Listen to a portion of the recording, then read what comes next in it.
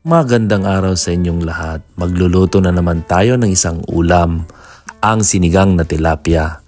Pero kakaunti ang sabaw, ngunit maraming kamatis. Yan kasi ang request ng ating amo. Kaya susundin natin.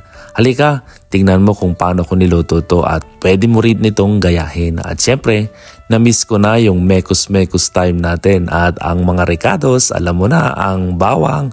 Yan nga at nilinis ko na ang tilapia at sabi nga nila bago mo daw kainin ang tilapia, kailangang linisin mo ito. Nilinis na rin natin ang ating ricados.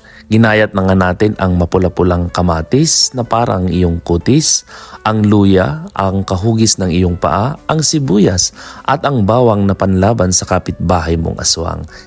Namiss mo yon? Painitin mo na ang kawali at ang mantika kagaya ng pagpapainit mo sa ulo ng iyong asawa. At syempre, ang una nating gagawin ay prituhin natin ang malinis mong tilapia.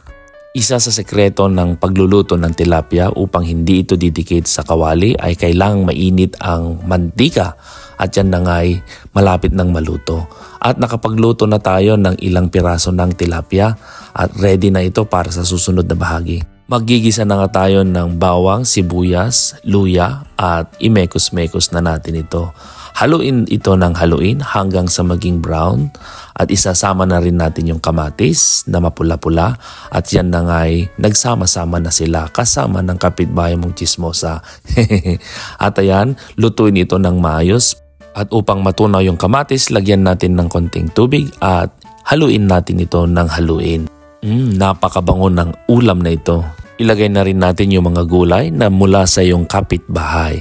Imekos-mekos mo na yan. Haluin mo ito ng haluin at syempre huwag kakalimutang lagyan ng kaunting asin at durog na paminta at haluin ito ng haluin upang lalabas ang tamang lasa. At huwag kakalimutan ang bida sa ating ulam. Hindi ito yung kaibigan mong bida-bida, kundi ito yung malinis na tilapia. Ayan na nga't kumukulo na at ilagay sa ibabaw ang gulay at ipailalim ang tilapia. At ilabas mo na rin ang pinakamalinis na lagayan kasi linis ng iyong budhi. Wow, sana all.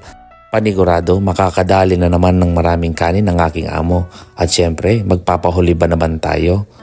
At kung nagustuhan mo ang videong ito, i-like, mag-comment, at i-share para malaman din naman ng iba. Maraming salamat! Shout out sa Team Ilongga sa Florida at sa lahat ng nanonood na aking video. At kung ikaw ay nanonood at may makikitang ads, screenshot mo ito at ilagay mo sa comment section. Baka ikaw na ang maswerteng mabibigyan ng gantimpala. Hanggang sa susunod nating video. Bye-bye!